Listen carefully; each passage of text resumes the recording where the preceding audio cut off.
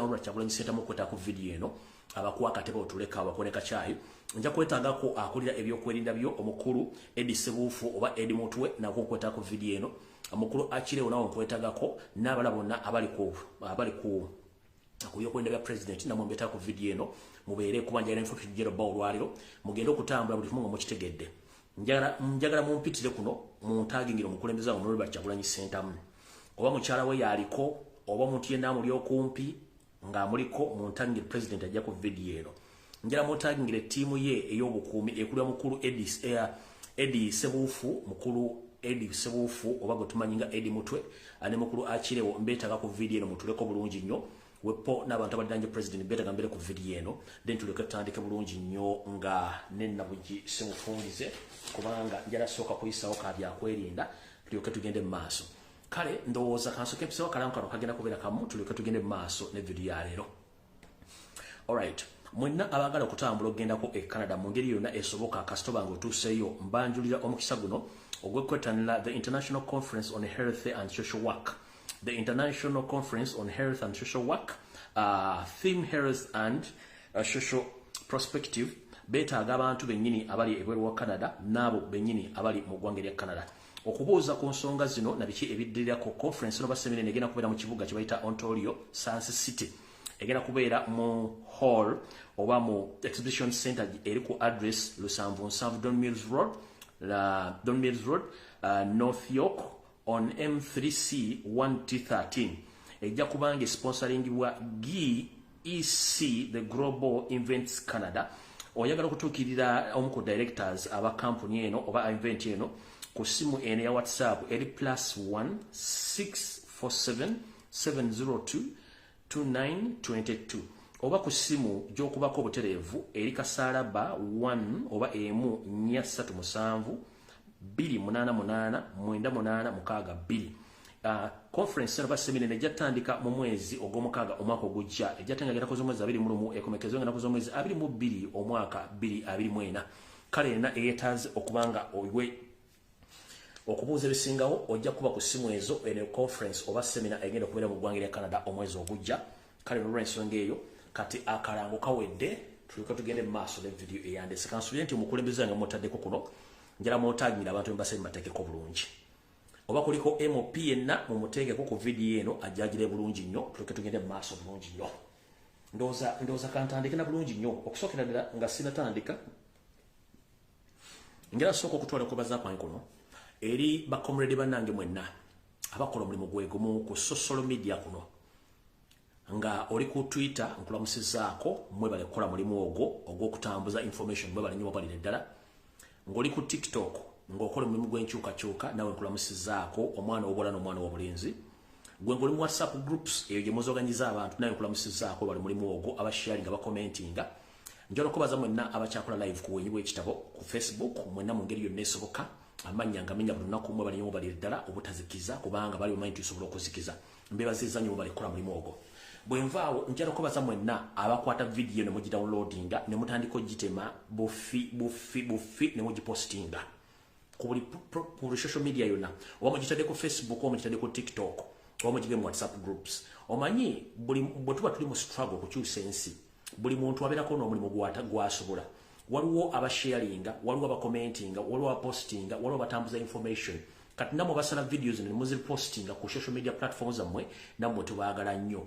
Gwoba ky'osobola sala video eyo ogiteeke ku platform yo gw'osirike gisala esala obutundu ogiteekeyo osirike nga gwe mulimu gw'osobola fe aboogera abawa information naffe tugiwe ensi ejja kutya engeri gye tutambuzaamu kubanga buli muntu olina okubanga olina kyokola okutambuza struggle n'okuyimirizaawo buli kintu ekisoboka. Kale mwenna mbeebaza buli atakola omulimu ogwo abasala mu video zino abazi recording ku simu ng'okutta essimu n'okozesa screen recording no recording buli kapati kenjogedde n'oka recording n'oka posting n'oka posting n'oka sharing nawe nkobaza okubanga okola omulimu ogwo mwe bali kukola omulimu ogwo temuzikiza. Kati njala kusooka kuyisaawo ekiggula luggi n'akalowoozo ka leero. Njagala omuzira kisa yenna okole kye tuyita screen recording oba osale video eno mu kiggula luggi kya leero n'akalowoozo ka leero then tulyoke tufubutuke ne video eno gye tunaakoma mumu n'amanyaayo mujja kunsiima omanyi baga nti akutwala ekiro musiima bukedde. Njagala mu recording akalowoozo ka leero n'ekiggula luggi kya leero ebisigale tufubutuke video eno munagitema atema gibonazibira kale ndoza natandika bulungi olwokuba nti saagala barisa tugende mu maaso bulungi naye ndowooza kansooke ndowooza kale katandike n'akalowoozo ka leero akalowoozo ka leero nno wano wensabira omukulembeze nga omulonde muzzukulu wa Nambi Robert Kyagulanyi Ssentamu muzzukulu wa Kayiira Gajuule Emugulu Musingo nkulamusizaako sebo kansubire nti oli bulungi njala twala mukisa guno okuwa akalowoozo ka leero nga kako n'abantu b'otambula nabo ogenda okwetoola eggwanga okutalaaga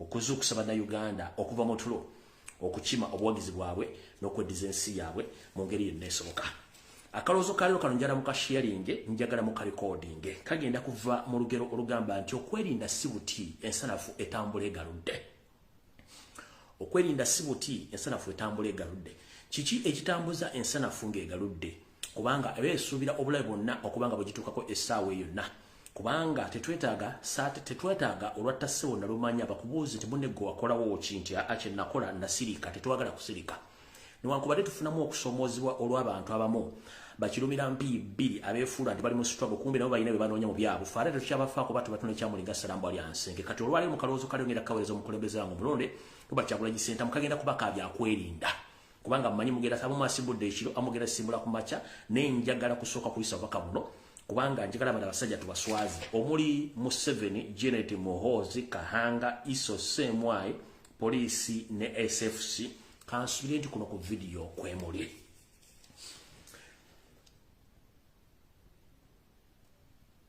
okwerinda si buti buli munnayuganda yenna wooli nga ntandika akalowoozo ka leero njala sooka kutwala obuvunaanyizibwa buno onsaba busabi sigenda kulagira nsaba busabi bw'omanyi ng'oli munnayuganda ng'oyagala enkyukakyuka ngenda kukusaba naddala ng'oli mukulembeze ng'oli wa nkyukakyuka oli wa national platform oli wa people power kozesa ekibanja kyo kyonna ku mutimbagano wekiri okwate ekifaananyi ky'omukulembeze waffe Robert Kyagulanyi Ssentamu okiteeke ku mutimbagano gwo oteekeko obubaka buno tugudde mu lukwe nti Yoseri ne famire ye nga bakozesa ebitongole ebyokwerinda baagala kutta omukulembeze omulonde w'eggwanga Robert Kyagulanyi Ssentamu kino kikkakata gwe alina TikTok account alina Facebook alina Twitter n'abalala basala video ba MOP mwenna aba national platform mwina Twitter account mwina Facebook mwina TikTok account njagala mutandika okwawula abafere mu bantu abaddala obaka buno ngenda bubasaba siragira bulagizi bw'omanyi nti oyagala Robert Kyagulanyi Ssentamu ng'omukulembeze agenda okyusa eggwanga kunoonya ekifaananyi kye kyonna wookijja okiteeke ku mutimbagano gwo oteekeyo obaka buno wammanga tugudde mu lukwe nti Yoseri tibahabula lutabayisira omutano wa Kalekyezi temuzizide esanga bisibiyo Museveni ne famire ye balina olukwe olw'okusanya Robert Kyagulanyi Ssentamu muzino ennaku ezoolekedde olunaku lw'enkya ng'agenda hoyima wepo ne mwalwa gy'agenda okufundikira kalenda esooka oteekeyo message eyo mbasaamu ndaba MOP abaagala enkyukakyuka munoonye ekifaananyi kya president mukiteeke mitimbagano gyammwe muteekeko obubaka tugudde mu lukwe nti Museveni ne famire n'ebitongole by'okwerinda baagala kutta Robert Kyagulanyi Ssentamu mu tuwa gy'agendako mu bitundu by'ehoyima ne mu Arua era nga ebisinga obungi kambi bawe mu kalowoozo ka leero tuke tugende mu maaso omuntu yenna nga mukulembeze wa national platform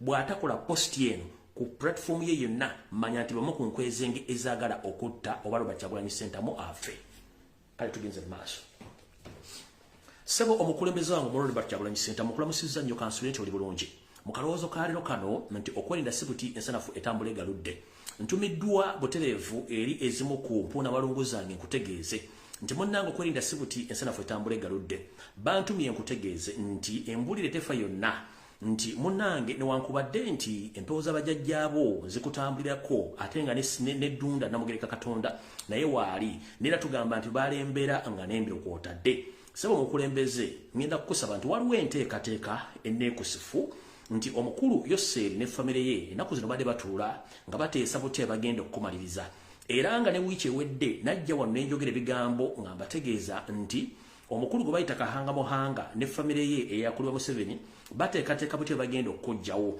nga bateekateeka okusetinga akabenje akategeke bw'onooba ng'oyolekera Hoima oba mu Arua nga bagenda kukozesa emmotoka ez'abantu ba bulijjo nga ziri mbika bya loole.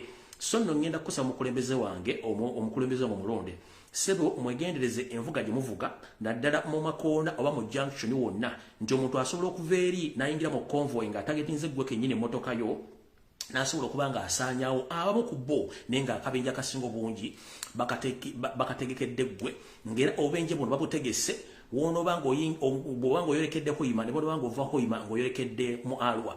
So njagadde nkutegeeze bansabye nkutegeeze nti tegeeza omukulembeze omulonde tukyamwagala n'okusinga bw'alowooza nti era tumutegeeze nti bwe twogerera essaawa zino ekitongole ekya Internal Security Organization ne SFC already basindise dda kye tuyita advanced team ez'abambega n'abatujju abagenda okuba nga batega boom ku bitundu ebimu waanaaba nti zisobole okuba nga zitta abantu sinakindi naye zimuttiremu naye ng'ekikulu kya byonna bantegeeza nkutegeeze nti accident enteeketeeke zo zamazidde okukolebwa era bw'onooba nga ogenda mu bitundu ebyo bakusabye nti munnange okwerinda si buti tebamanyi nti emmotoka y'amafuta tebamanyi mafuta motoka sente tebamanyi mafuta bungi ki emmotoka eri genywa eya amadikka. Baŋŋambye nkusabe nti muganda wange emmotoka eno enjole yaffe ey'olutabaalo zino ennaku zino trip ebbiri zesigaddeyo eya Arua n'eya Hoima emmotoka eyo giwummuze okozese emmotoka ya amadikka gy'obaotambuliramu okwerinda si buti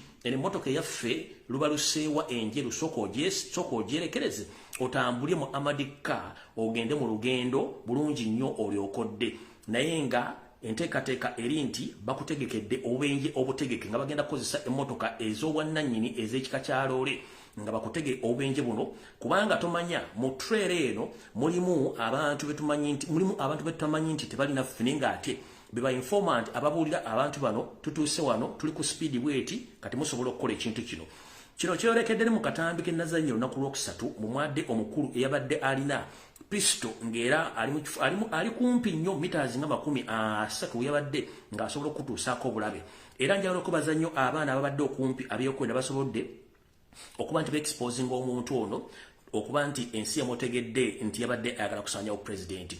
Kale n'omukulembeze jjala kutegeeza nti ekibinja kye nayogerako ekyamuhoozi Kanyerugaba ekyabasajja abatugi baatendeka baafuluma nga bayina ebibaluka n'emmundu kyekimu ku kibinja kwabo omusajja gwe mwalabyeko yabadde akutte ka basitoola ng'ayagala kakusongamu okukuba masasi kyekimu kwabo abali mu lukwe olwo. So omukulembeze njala kutegeeza abasajja n'abakazi abakwagala bakugambye nti emmotoka eri enzirugavu gy'oba otambuliramu ku ttuwa zino ebbiri ezisigadde eno luba luseewa enjeru gyerekereze naye nga envuga n'entambula yonna mwegendereze mu makoona bweppo ne mu junction ezisinga obungi kubanga abantu bonna betutambula nabo tetumanyi nti emitima gyabwe gye gimu oba giri ku ffe oba tegiri ku ffe kubanga tukimanyi nti abaliwo enkwe bangi kubanga ne Yesu Kristo baamulyamu olukwe. Kale bansabye nkutegeeze nti tambulya mu amadekaayo naye abavuga n'abakwerekera babeere begendereza nnyo mu nvuga n'okwekennenya amakoona kubanga kitegeezeddwako nti already ISO ne SFC basindise dda kye tuyita advanced team ez'abatujju basobole okuba nga bakulondola wonna wonooba.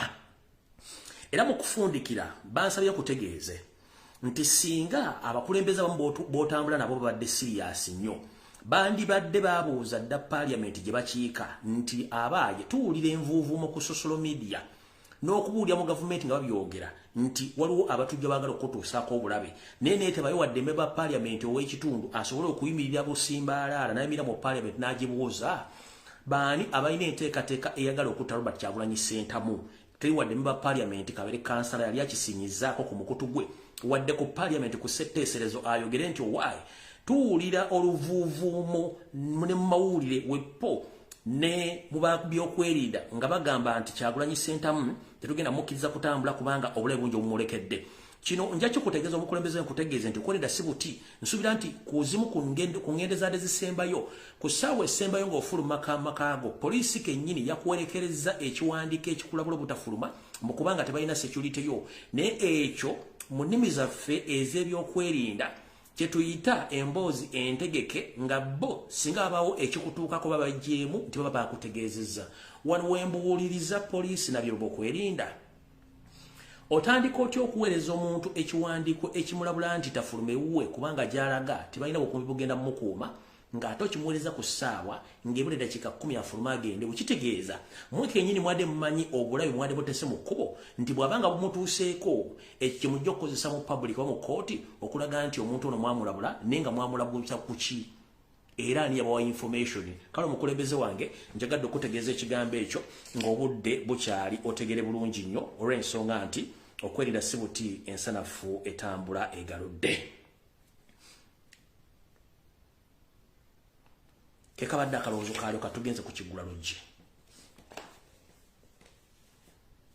ekigula luggi kya leero kigenda kubeera kikaawufumukko engeri gye tuli mu program ebimuli mulange Mengo njagala mumpulirize bulungi nnyo njala tubeere basajja na bakazi abali kyalinamu empeka emera nsooke mbazeeyo kemabega ebyafaayo bingi nnyo ebiri ku ggwanga Uganda naye njala sooka bajjukiza nti Uganda ensi eyeetongodde eri ku ssemazinga Africa erina obwakabaka obw'enjawulo n'ebitundu eby'enjawulo ebisangibwa mu ggwanga Uganda buli kitundu kiyina ebizibu byakyo naye ebitundu ebisinga tebirina boogera nsonga za bitundu ebyo kati mu kigula luggi kya leero njagala obategereza buli omuggula amatu owulirize bulungi era mu kigula luggi kya leero ennaku z'omwezi 10 mwezi ogw'omwenda mwaka 2023 ngenda kijja mu lugero olugamba nti obutamanya tebukuggisaako musango obutamanya tebukuggisaako musango mu kigula luggi kya leero banji mbalaba ku social media kuno bassebo ne bannyabo nga mbategeeza nti obutamanya tebukuggisaako musango lwaki tebukuggisaako musango gwe munnango ddeeyo n'otandika okwogera ebijijinike naye nga tomanyi lwaki obyogera tukimanyi bulungi nnyo nti Museveni akozesa nnyo emikutu mingi nnyo n'emitendera mingi nnyo okusiriwaza n'okubuguyaza abantu okubalowooza nti yasinga okutegera mu Uganda ndabye abantu bangi nnyo olw'okuba nti bafunye akateego nga muzzukulu wa Buganda alambula Uganda yonna okugyetola ate bwe kyatuuse ku butaka bwabwe Luweero munnange ne kibula asala ebigambo bye yayogedde ng'ali mu lukuŋŋaana ng'ayogera ne bazzukulu banne mu bitundu by'e Luweero byayigudde bangi amatama era tebyabalese kye kimu era nno abayina endowooza ennafu ebabazisa obugina bw'envunza nkiddamu ebigambo muzzukulu wa Buganda byayogedde ng'abyogera eri bazzukulu banne ng'asinzidde mutimu ku ttaka ly'abajjajjaabwe gye baalwanira mu bitundu by'e Luweero yayogedde ebigambo ne biyigula ettama abamu ku bawumbatuutu abasajja n'abakazi abalowooza olw'okutaano ate akawungeezi nga luggwako tuyingire olw'omukaaga olw'okuba nti amagezi balina matono baasigaza gabala bugina munnange batandise okwogera ebigambo bino nti Robert Kyagulanyi Ssentamu ebigambo byayogedde byali bya busosoze naye njala kugamba munnange obuteebuuza butambuza amazzi ekiro ate okutegeera si tteeka okutegeera si tteeka kubanga singa ffenna twali tutegeera singa teri ayamba munne kati njala kutegeeza buli kitundu kiyina omuntu asobola okyogerera ebizibu byakyo ebizibu Robert Kyagulanyi byayogedde ebyogedde nga bya Buganda kubanga abyogedde abimanyi olw'okuba nti mwawulidde nga message yabadde enkambumukko ng'ate teri muntu mulala yenna asobola gyogera mwabamu mwasobodde okuba nti mwaggadde amatu ne musobola okuba nga mukyusa ebigambo bino kati muno baka njala bugende eri enkweze ng'ezeefula tezimanyi ng'ate tezimanye tugenze bwe tuti munnange buli kitundu kya Uganda kirina ebizibu byakyo ate kyandibadde kirungi nnyo buli kitundu ne kibaako n'omuntu akyogerera ensonga zaakyo gw'olowooza lwaki abawumbatuutu abatooletoole abalina endowooza ebabazisa obugina bwe bawulidde obubaka bwa Kyagulanyi ng'ayogera eri bazzukulu banne aba Buganda bakiggyemu nti okwo kusosola mawanga tolabanga endowooza ya munguuba nnyo munnange kati njala bategeeza nga bwe luli lwera mu nnyindo nti buli muntu limukakatako oddwekuula Robert Kyagulanyi Ssentamu bwe yatalaze eggwanga lyonna buli kitundu kya ggwanga yakiwadde obubaka bwakyo naye bwe yatuuse okwabo okubutako kwabo bwe yayogedde ensonga zino munnange abalina endowooza ennafu bajjeemu nti asosola mu mawanga wembuuliza mwadde mwagala ayogera ensonga ki ng'ali mu Buganda era lwaki kibaloosa nti omuntu bw'ayogera Oluganda n'ayogerera mu Buganda abeera musosoze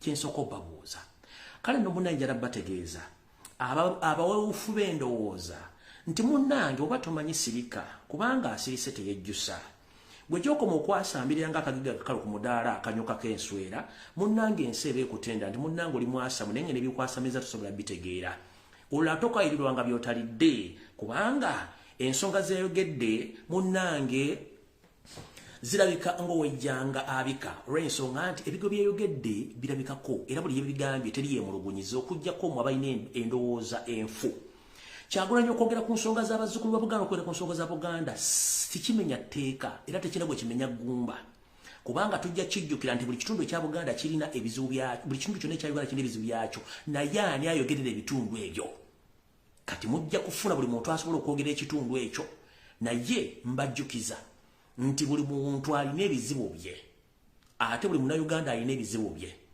gwe bwoddira Robert Kyagulanyi Ssentamu yayogedde ebizibu bya Buganda nga byogerera mu Buganda gwe ne Buganda nti asosola munnange genda weebuuze ku bajjajjaabo gye bakoza nzo kubanga weetaaga endaga luse bakunoonyerezeeko entegeera y'ova mu famire eyo ebigo byayogedde byadde bigumu nnyo ng'abantu abasinga obungi bali tebaagala biwulira nga mulimu neyo seeri ninga ebyadde ebituufu ebyokwogera kati mu bigambo bye yayogedde yabategeezezza nti ekimala kimala bajjajjaffe baalita Museveni nga talina kyalina era kyekiseera abazzukulu abaasigala bazzeeyo Museveni Buganda esobole okufuna ki emirembe tajja kukkiriza Sserwajja okwota okusinga bajjajjaffe entannama batandika otumanyira ku bajjajjaffe ettaka lye baalekawo okulwana entalo zino bo nga beefudde abatagambwako ebigambo bino byeyogedde munnange byatinkudde abantu abalina endowooza entono ne balowooza munnange asusula mu mawanga si kususula mu mawanga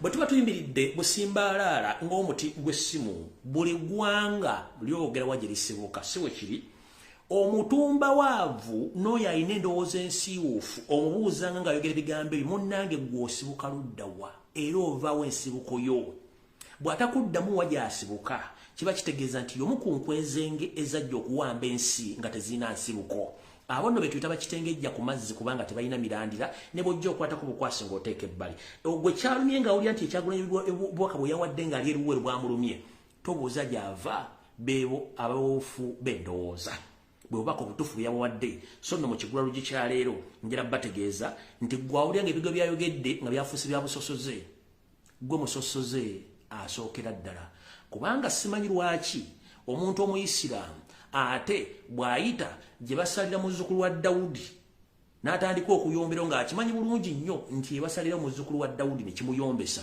kitegeeza nti yaba aliko ekizibu kyekibadde ekigula lugi kya leero vidiyo entuufu etandise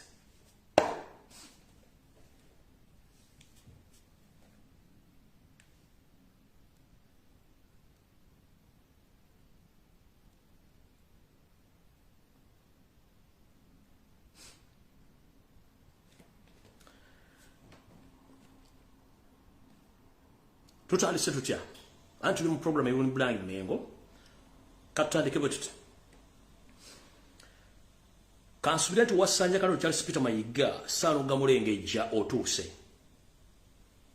munnange ennaku z'omubbizi ba40 era zimala ne zikendera ne zituuka we zirina okulaga ennaku zino oli mu kwetega amawulire ekitabanga ku Katikkiro yenna yali abadde mu Bwakabaka bwa Buganda oyogera okinnambuka amagulu gasudde wenna otulaga nga bwe wakula naye ekyo si ekikulu kiri nti eno ensi wagisanga etambula togenda girekawo enteekateeka ye ey'okutambula nagitegeddeko era njala kusaba okuloopera bannabuganda mwenna ne Ssaabasajja Kabaka nkulume kutu nkutegeeza ensonga zino wammanga omukulu ono yajja asoobanga ekkovu essiba akabugo okuyingira Buganda kati n'atulaga nti n'essonko yali ejjako atulagira ddala obwerere bwe wetwogerera essaawa zino waliwo enteekateeka namutaayika Wasanja Kalolo Charles Peter Mayiga gy'atandise okukola okutandika okukuŋŋaanya amajeege agagenda omulwanira entalo mu by'obufuzi ng'abizannya era muno mwe yasookedde okuyita amajeege gonna ag'ensowole ez'abavubuka bonna bankoba za mbogo ng'era bagenda kutuula ku kisubi ku ssomero lya kisubi okutandika okukola enteekateeka ey'okuba nti balwana entalo ze nga singa wabaawo ekiba kituusewo essaawa yonna era njala tegeeza mwenna bwe bayita abeeyita bankoba za mbogo mwenna abaawumula n'abaavaawo nammwe mwenna abeefudde nti muli bakitalo nti babakozesa entalo ze mutajja kusobola kubanga Buganda ekyalina entalo nnyingi ez'okumanya omukulu ono mu kwebuzaabuza nga Afukaana batalira mukwatira nsawo wetwogerera essaawa nabagenda nti alina enteekateeka egenda okulambula eggulumambuka ga Uganda eno jajjo sinkana muli wenkwe munne gwe tuyita Nobert Mawobe oba Nobert Mawu ng'akozesa era ayita mu kibiina kya Nkobazambogo. Kino kijja kuba ennaku z'omwezi 13 paka n'okumwezi 15 omwezi ogw'ekumi nga n'okugenda omutwalo gumu era ng'agenda kuba ayita mu kibiina kye kimu okubanga atandika okugenda okukola tuwa ye gye nabagambako kebabega eno tuwa yennyini omwami ono gy'aliko. Era njala bategeeza nti omwami ono ebintu bingi nnyo olw'ensonga nti mu kwebuzaabuza tali yamukwatira nsawo. Njala tugenda empola.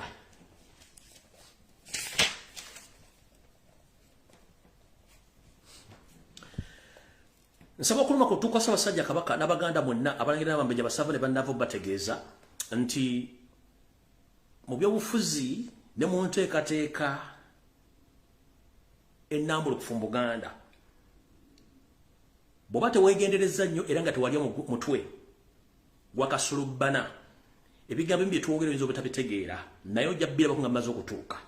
Kati omuzannyo guno guvudde kwanjula gutandise oba kavudde kanku kwanjula katandise.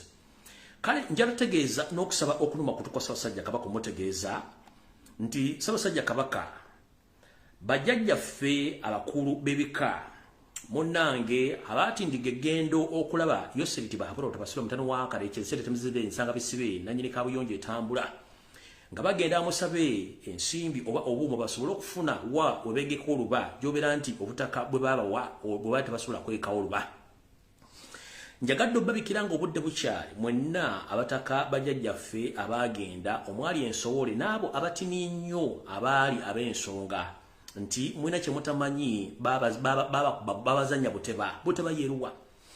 Wetwogerera essaawa zino kambabikire mmwe bajjajjaffe abatamanyi nti omutamanya ŋŋamba oba omuzze obuzze tasobola kwagala gwe kaasanga oba kaawukadda. Ensonga lwaki mukozesebwa okutuuka kwenessa okuba nti muweebuulwa kubanga omululu muyina mungi nnyo ne mutamanya nti ate omululu waliwo abaagubasookamu era gwabalemesa okuwangala ku nsi nabo ne bafa.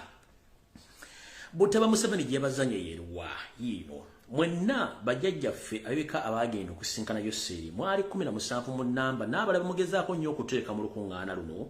Njala bategeeza nti okalyadda kaddadda envunyo ogirira mu katiko nayo neekulinda mu ssanduuke neekubwebwena. Njala tegeeza Obuganda nti essaawa yonna gye bujjako katono mwalitandika okuwulira ng'embuga eza Buganda oba ez'abajjajjaffe abataka abebika abakulu gye basibuka oba gye balina okutuula mujja kuwulira ng'etandise okubeerayo emiroboli ku ttaka eryo nga waliyo abalikaanira nga bazze n'ebyapa ebituufu nga bagenda okulutwala ettaka eryo. Kiki ekigenda okuva mu ekyo? Enteekateeka yiino Yoseri alinga sitaani akuweesa omukono ogwa kkono bw'amala n'akuggisaako ogwa ddyo. Kale mmwe abataka bagenda okusinkana Yoseri munnaye temwamanya nti omusajja yabazannya oba yabateba atya. Wetwogerera essaawa zino bwe mwavaayo ne batuuza miitingi yaabwe nga bo abalina mission enneekusifu ne bagamba oke bano abataka ba Buganda oba batuufu oba si batuufu kirabika baagala nnyo okukavula amagi okusinga ate omuwula gwe basobola okwerunda ne muvaamu amagi mangi. Kale naffe katubawe eggi lino basobole oddirya ate ffe tugende n'omunyonyi ogubiika amagi gano. Bwe mwavaayo muti ng'amaze okubagulira kempita akawugiro k'ettaka mu bwenyi bwa Bulange Mmengo ne musagambizanga abakimezezza okw'omusana temwamanya pulaani ya Museveni gyali alina yeruwa. Oluvannyuma Yoseri yayita abantu bano wammanga Nabbosa Ssebuggwaawo minisita wa tekinologi n'ayita minisita ow'ettaka Munyalwanda munne Sam Mayanja n'ayita Munyalwanda munne Judith Nabakooba n'ayita Munyalwanda munne Kaleekye Kayihura ye kennyini Yoseri mu miitingi eno yagirimu wepo n'omusajja Kiriwa Kiwanuka muzzukulu wa Jjolejjo Kiwanuka ne batuula mu miitingi bateese butya bwe bagenda okufunamu mu kintu kino kye baakola kyekiriwa. Wetwogerera essaawa zino mwena bajjajjaffe abaagenda ne mukima oba ne mugenda nti mwagenda kuyigga nze ngamba mwayigga bubi kubanga mwawaayo kinene nnyo.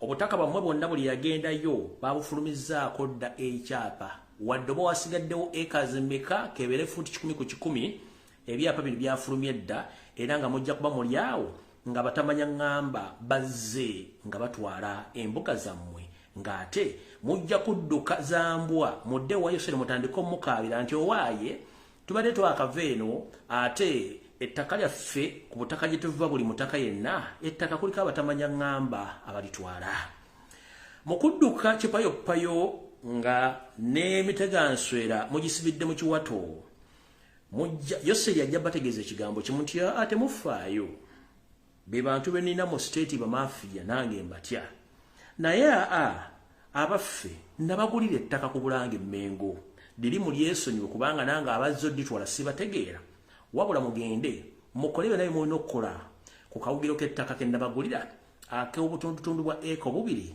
n'obutaka obugwamu liri mu lyesonyiwe kubanga nange abo mbatya ndowooza muwulidde bulungi nnyo ke kakodyo akaliwo akapya kale mwenna abataka abagenda muyogeyoge munnange temwategeera nti muzanya ne Sserwajja Okoota eyabakubye buteba ate nenywa mujja kiwudda nja kuba ndi wano nga mutandise okuwudda nti ekika ku butaka gw'ekika kya Giri nti ye ettaka ddyo batamanya nga babazira ebyapa ddyo baalitutte olw'ensonga nti bano bennyini bensomye be bakafulu mu kukyusa n'okubba ettaka lyonna we baba balisanze okwetoola eggwanga Uganda kale bajjajjaffe abeka abataka mbatumiddeko nnyo ekyo tuyita okulya eggi ne weesubya omunyonyi kale nno mujja kifuwa nga mukizza munda ng'ate obudde bubagenzeeko ndowooza mumpulidde bulungi nnyo oyo gwe bayita omunyalanda wa Kabano supa tali kuwagalako ne bw'oliba okoze otya mukitegedde bulungi nnyo kati naawe nvuddewo njala tugende ku vidiyo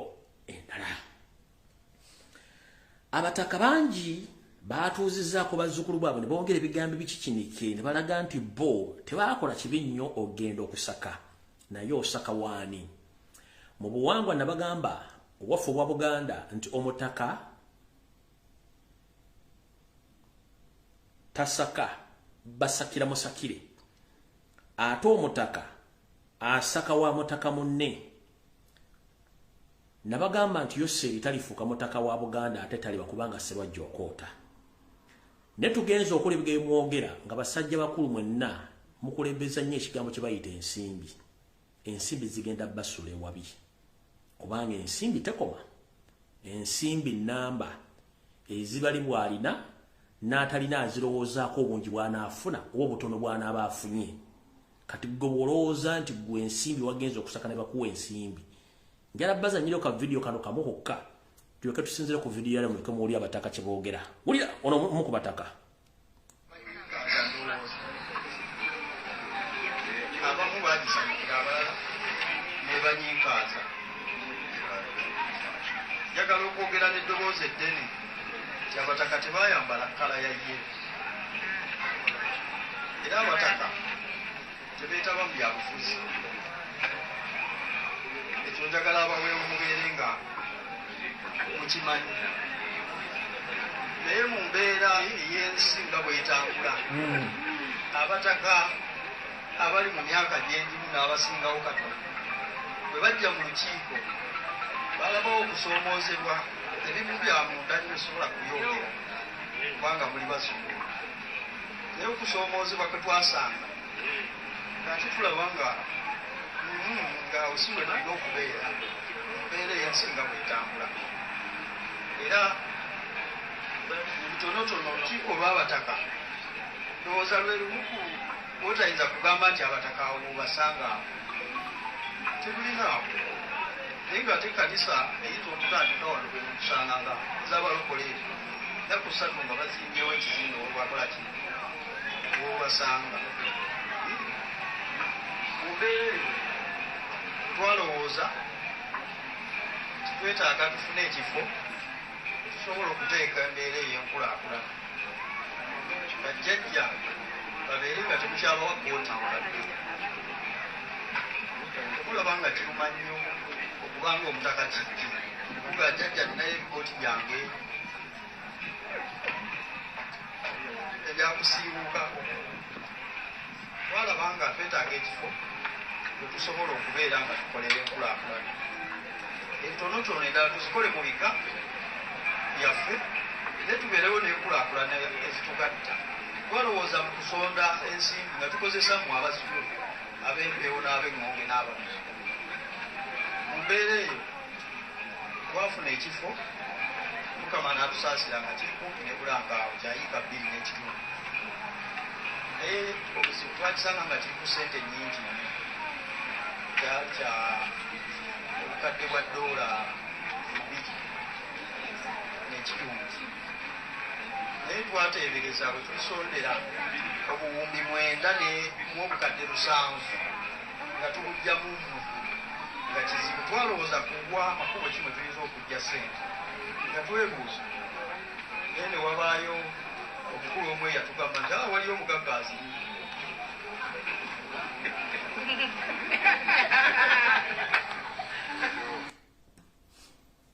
agambye omutaka kijje ow'empewo y'omu ku abo abaagenda nti bwe twagenda kukima nsimbi tetwayambala mijoozi gya kyenvu era tetuli mu byabufuzi naye twafuna ettaka eryo ng'ettaka lyetaagisa obukadde $2 ne wabaawo omuntu abagamba nti omugagga mukola ki omugagga mulina kati jjajja kijje ne banno njala kubuuza ekibuuzo kimu omugagga mulina mwawaayo ki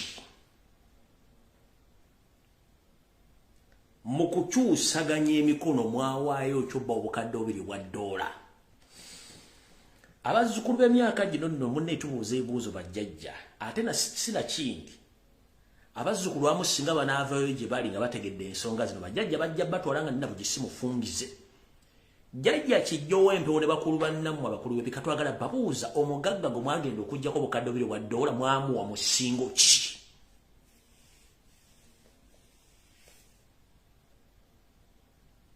kebere to ya mu Kampala wakati ogenda okwetaawuluza osasula ekinusu osasula ekinusu eky'olukumi oba siringisa 2,000 ku bintu bibiri kati mwe bajjajjaffe baagenda mu 7 mwamuwaki in return oba in exchange oba obukadde $2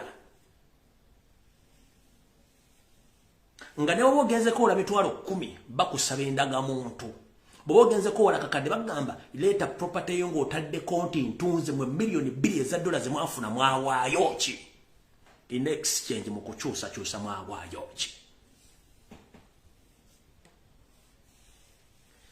golooza Museveni musiru nnyo okukwata obuwumbi 9 n'obusente obugwamu azikwata aziwemmwe nga temwena kyemugenda kufuna talina kyagenda kufunamu kyekiri kyensooso bagamba nti baaba kuba abazannya buteba babeesa bakubye buteba mugenda kulya nga amataka gonna kubijja ku nsibuko z'ebika byammwe gye mwagenda lyonna ettaka kuliko abalikireyiminga mwali eggi ne mwesubyo omunyonyi mukawaayina mba mukawakati lwakalala babalwanyisa entalo okulwanyisa Ssaabasajja Kabaka kubanga era mulina kikola kino nkirayirira buli jjajjaffe omutaka w'ekika yagenda wa Museveni olina olutalo lw'okulwana ng'olumba Buganda obanga olumba Ssaabasajja Kabaka mugenda fira amataka g'ebika byammwe mulina okulwana olutalo lwa Museveni nga mulwanyisa Ssaabasajja Kabaka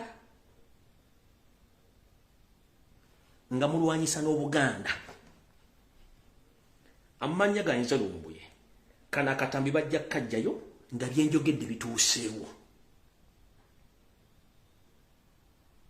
Museveni CUN si International Monetary Fund ate naye ne UN ebeera n'okwakuza lwaki ekuwa ssente International Monetary Fund erina okwakuza lwaki ekuwa ssente era kubeerako gundi kubeerako percentage oba interest gy'olina okuzza World Bank kuwa ssente ebeerako ne interest gy'olina okuzza kati bajjajjaffe abataka b'ebika mwawaayo musingo ki temwamanya mbaganjira ettaka ly'ebika gye mwenna bagenda ettaka ligenda kuba n'ebyapa byafulumye emiritaani buli obuwumbi 9 naye bagenda bakozesa okuvanga gy'okukola statement ezirumba Ssaabasajja Kabaka sina kindi okubatuuza mu nkuŋŋaana ezikimpatiira mutandika okulumba Ssaabasajja Kabaka n'okutandika okulogootana ng'eyalogeddwa musanji we nti Ssaabasajja Kabaka twagala mujja mu bwesige ekyo kye mukyogeranga muli Nairobi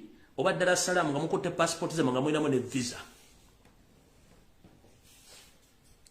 nkiddamu ndi muzzukulu w'amazige muyenje mu Busiro bajjajjaffe Museveni ensobi gy'agenda bakozesa nti mujja Musabasajja Kabaka obwesige oba mu mulumba mukyogera mulina passport zammwe ate nga muli Nairobi oba muli Dar es Salaam nga ne passport zammwe ziri mu visa so si ku ttaka lya Buganda kubanga bagenda kibaga mu kikole ekyo kyo mukimanye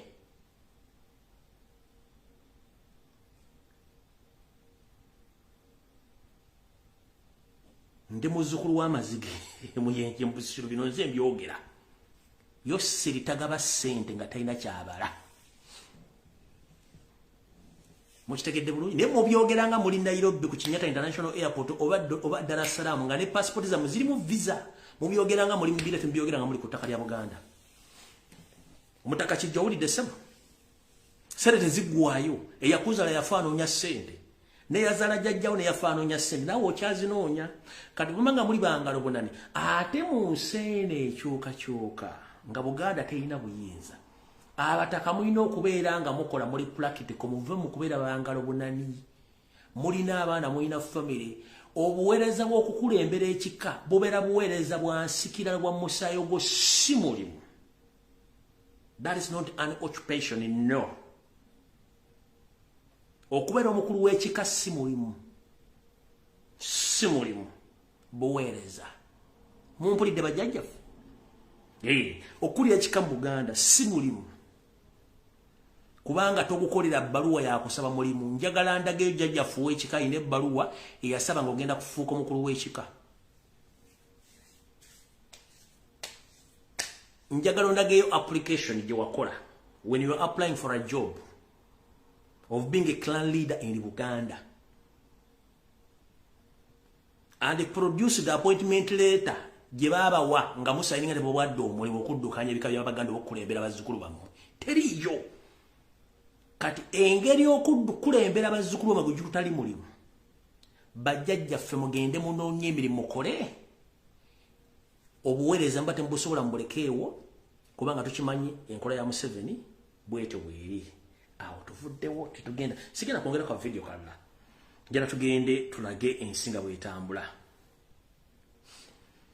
Ssaabasajja Kabaka era nsaba okukuluma kutu n'okutegeeza nti wetwogerera essaawa zino embuga ey'ekiranga bwe nagikutegeeza abatamanya ngamba Mayiga n'akabinja ke wetwogerera bamaze bagitunzeeko ekitundu ekisinga obunene ettengetenge ddene era bagenda kuteekawo ssundiro ly'amafuta nga ndowooza n'ebipayipu oba n'ebitanka ebinene byagenzeemu. Neera mukooli erimu nsaba okukubikira Ssaabasajja Kabaka oba okutegeeza nti gusinze ennyanja y'abajjajjaabo era ennyanja gye wasikira eri mu ndeeba eri mu mbeera mbi era eyungula ezziga nga kino kiswaza n'okuswaza giyita ennyanja ya Kabaka. Simanyi ssaawa zino wajja oli mbadde nkusaba obubeko olubula ekigere ku kayanja kano ojja kuyungula ezziga bweti weefaanana.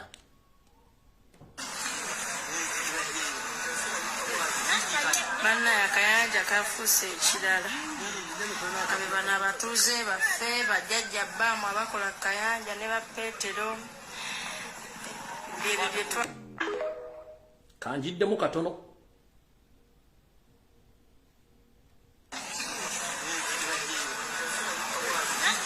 Bannaya akayanja kafuuse ekirala kabe bano abatuuze baffe bajjajja bbaamu abakola kayanja ne bapeetero ebyo byetwa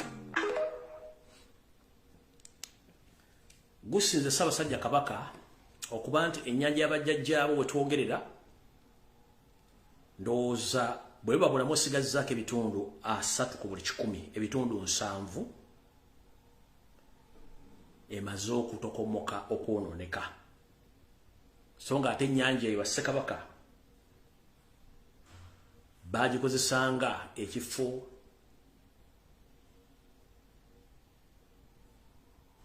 ekyokulabirako mu ntambula zaabwe okweyunanga okutambula amangu okgenda ku nnyanja Nalubaale weppo n'okuwummulirako naye wetwogerera ennyanja eno esanziddwawo ng'amaaso gaayo amabeere gaayo n'emimwa gyayo weppo n'ebigere yali ebisa yonna kuzimbiddwako amafactory amakalina na buli kimu mukoka nga wava yonna okwetolola Lubaga bwayingira akayanja kano konna n'akasaanyaawo bweba bulamu bwa muntu esigaddeko ebitundu 3 ku buli 100 okusaanyizibwawo kubanga yonna gye yali essiza n'ensula ezaali zigiwa amazzi zonna zasaanyizibwawo naye ng'omulimu guno abasajja batudde emmenga abafutubadde ku Bwakabaka ekintu kino bakinamu mukono gw'amaanyi nga basaanya buli kimu ekikwata ku nnono n'obuwangwa Butera Ssaabasajja Kabaka asobola okuloopera nti omu ku baana b'abannyoko ayitibwa Saava gwensiba nkuloopera lunye ng'ono yakwasaganya butyo okuuma olubiri olw'emmengo olwa Ssekabaka Muteesa nti ono mutabani w'abannyoko agufudde mugano ogw'okuba nti emiti gyonna egy'ennono n'emiti gyonna egirongoosa empewo mu lubiri olw'emmengo gyonna egisinga obungi agisaanyizaawo ng'agisalamu enku zaatwala mu masomero ge weppo n'okuguza abo abayiisa emigaati naye nkusaba otuma abantu batandika okulambula olubiri bakuwa ekifaananyi kikadde emiti egyali mu lubiri nakati emiti egirimu kubanga onna yeefuddemmo mu kusaanyaawo obutonde bw'ensi naddala obusangibwa mu lubiri emmengo olw'ensonga nti amanyi teri amukuba mukono ye mukuumi ali mu lubiri olwo ng'era bw'omanyi tugenze mu maaso era Ssaabasajja Kabaka nsaba okukuwaabira n'okukuluma kuto okutegeeza nti omusajja omuyindi muzungu nga bwe nakulaga Sande ewedde bwali mu kwonoona ennyanja Nalubaale ng'aluubirira butya bw'atuuka ku kazinga akamu akaliraanyaawo emunyonyo ono akyagenda mu maaso era n'okwonoona ebifo by'obuwangwa n'ennono ebiriraanye ewantu awo ng'ayiwa okusenda ettaka okutuuka kazinga nga bwe nabakannyonnyola era naye akyagenda mu maaso okwonoona buli kimu nga bwe kiri awo nno bwe tugenda okuva tugende ku information endala ebigambo omukulembeze byayogedde bino njala bibaddiramu mulyoke mbiwulize bulungi nnyo kubanga tetwetaaga abantu beebuzaabuza nga bafuka banaaba ng'ate ensonga baziwulira bulungi nnyo ebigambo bino yabyogedde atya yabyogedde bw'ati yasoose kulaama yasoose kukola ki yasoose kulaama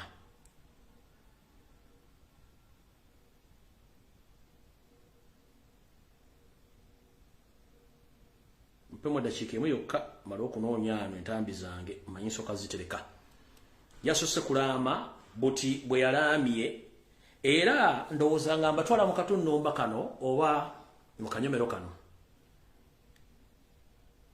mu Buganda abantu aboogera ensonga za Buganda bali abantu babiri kati kuliko muzzukulu wa Buganda Robert Kyagulanyi Ssentamu ne musajja mukulu Honorable Tamaguzi ku baana bannabbi ne bazzukulu bannabbi bonna bali mu Buganda basigadde bonna beesuulira gwa Naggamba naye njagala mulize ebigambo bya Robert Kyagulanyi Ssentamu bino byabadde ayogera tubiwe obudde tubuwulirize mba ne information eddako kuno yabadde alaama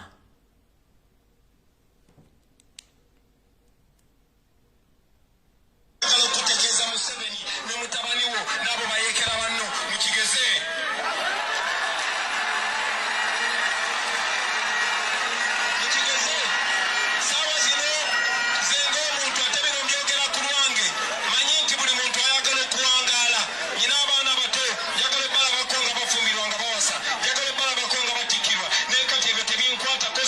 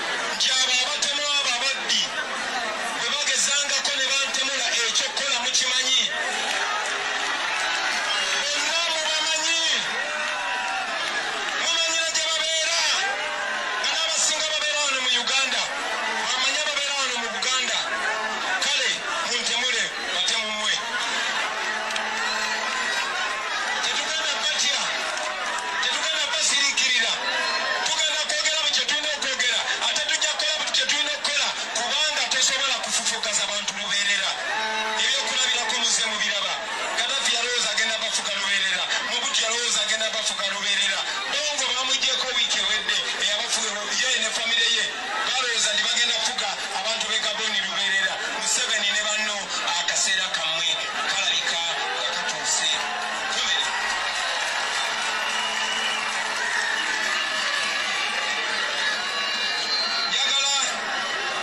Njagala okutegeeza Museveni ne bayeekera banno, and let me say this in English so that everybody understands me.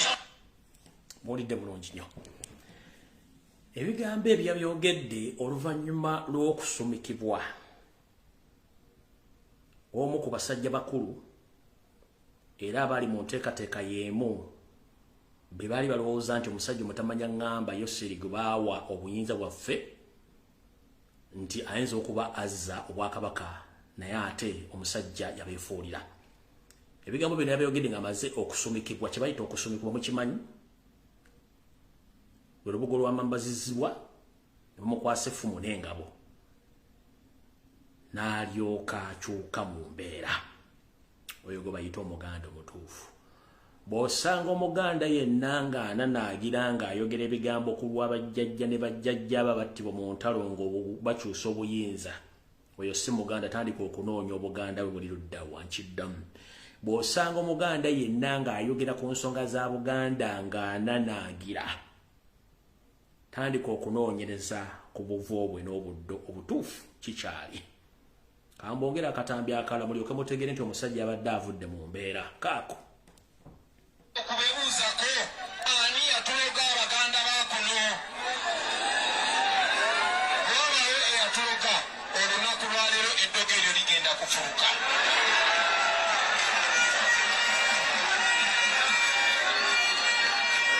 Olunaku lwaleero saze wano kola kampeyini. Olunaku lwaleero saze wano basaba bululu kuba mwanonda dda mwampadde obululu era njogera nammwe nga pulezidenti wa Uganda omujjuvu.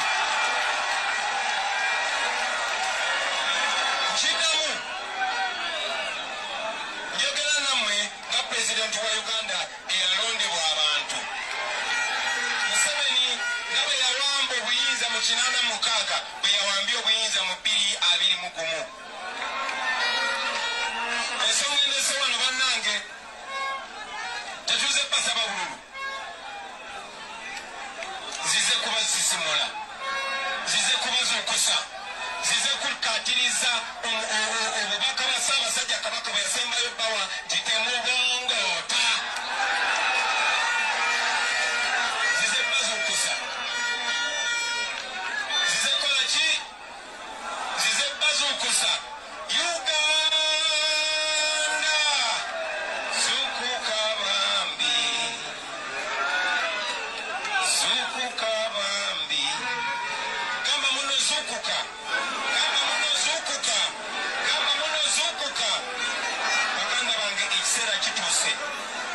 Twenga omugigi tukole kye tulina okukola.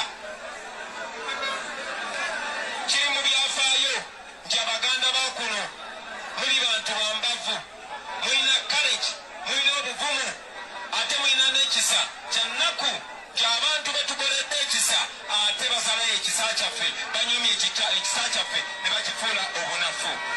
Mbasaba olunaku lwaleero ekyo kikome. Mbasaba nammwe munyigeeko kuba atanyiga abeera mu ki? Atanyiga abeera mu ki? Ekiseera kituuse Baganda bange, tukulemberemu nga bwe twakulemberamu okuleeta Museveni, tukulemberemu Museveni ne bayeekera banne batuviire tubeere mu nsi yaffe nga tweyagaliramu. Kukyanga batuwamba ensi yaffe bagifuula yakutuuka musaayi. Uganda yafuuka ekisekererwa mu mawanga ageetoolodde ensi yonna. Uganda yafuuka ekyenyinyolwa basebo ne banyabo, ate nammwe mukimanyi emisolo gye babigika abantu naye nga tetulaba kyegikola, kuba amalwaliro gaffe gongera kuvunda, n'amasomero gaffe n'enguudo byongera kwonooneka. Gavumenti ya Museveni bakanya kugamba nti munyweze emisipi gyammwe, bo emisipi gyabwe nga bagaziya migaziye. Abantu baffe bali mu kubonaabona mu bwavu naye nga bo bali mu kuzimba zikalina eziringa ziwoteeri, bali mu kweyagalira misolo gyaffe, bali mu kukuza zi birthday. Olunaku lwaleero Museveni akozesa biliyoni ne biliyoni ng'akuza birthday, bw'aba takuza ye emyaka 8 n'omusobyo akuza ya kitabani kye kino ekigwagwa gwagwa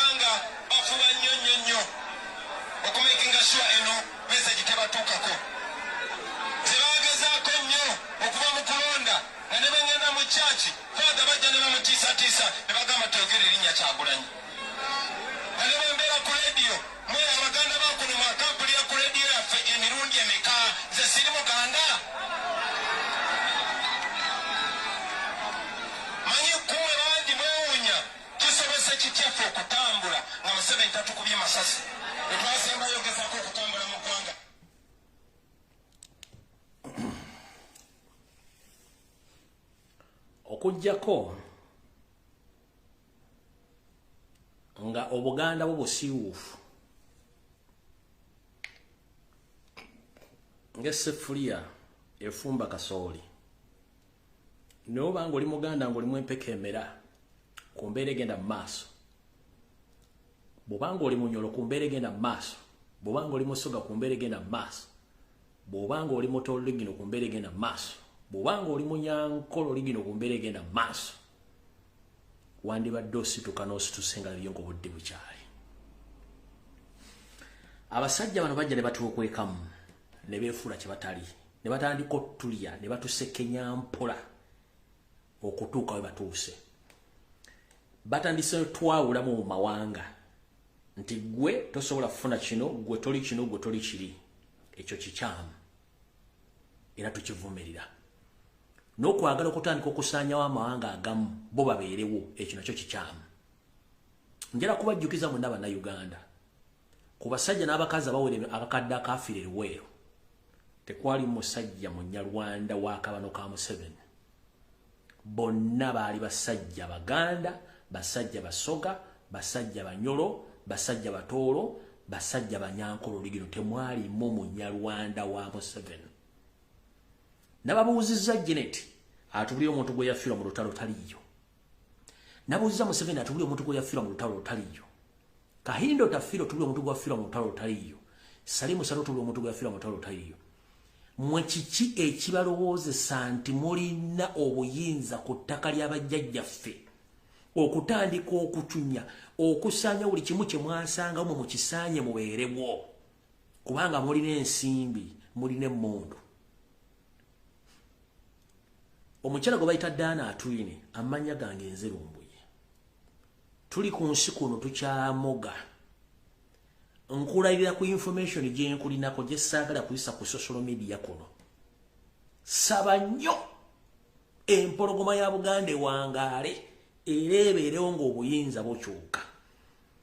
Obujulizi bwe nkulinako ku bikolobero by'okola n'ekikolobero kye wakula ku Ssaabasajja Kabaka ng'omukuba eddagala effu ku kifaananyi ekyalabika. Dana Atwine ne bwona bwa mu America ojja kusasula.